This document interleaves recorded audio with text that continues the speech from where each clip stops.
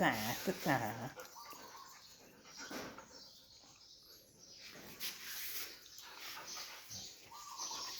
นั่งหนู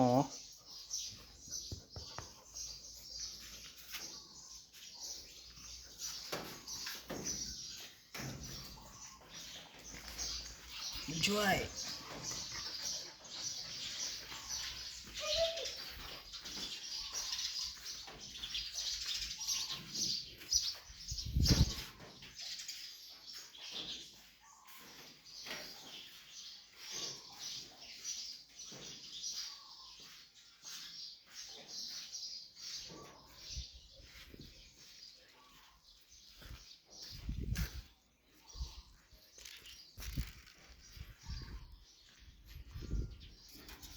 เริ่มดูหมาครับ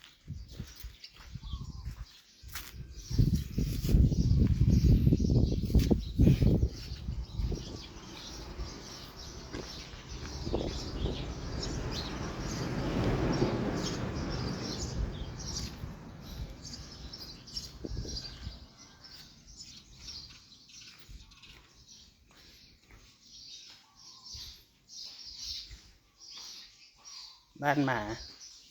ไม่ใช่บ้านคนแล้วบ้านหมาหมาเต็มบ้าน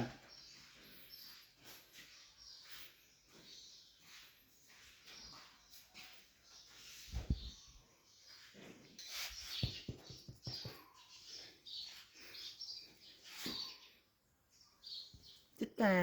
จ๋าจ๋าจ๋า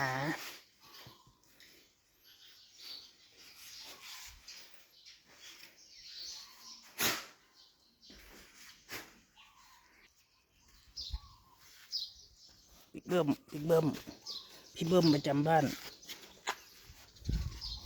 พี่เบิ้มประจำบ้านตัวใหญ่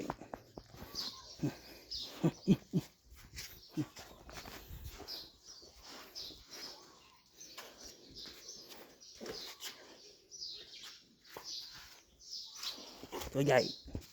หน้าแก๊ง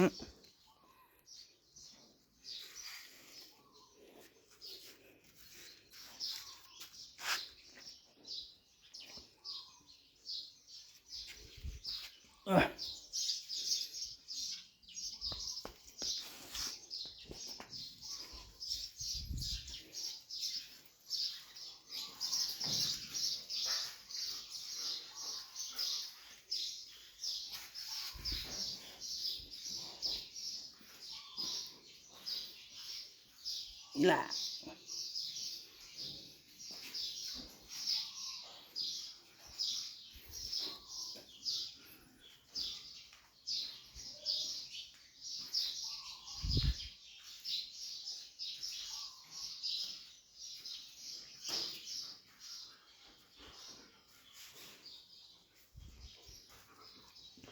สาวใหญ่ประจำบ้านหนุ่มใหญ่ประจำบ้านตัวเบิ่ม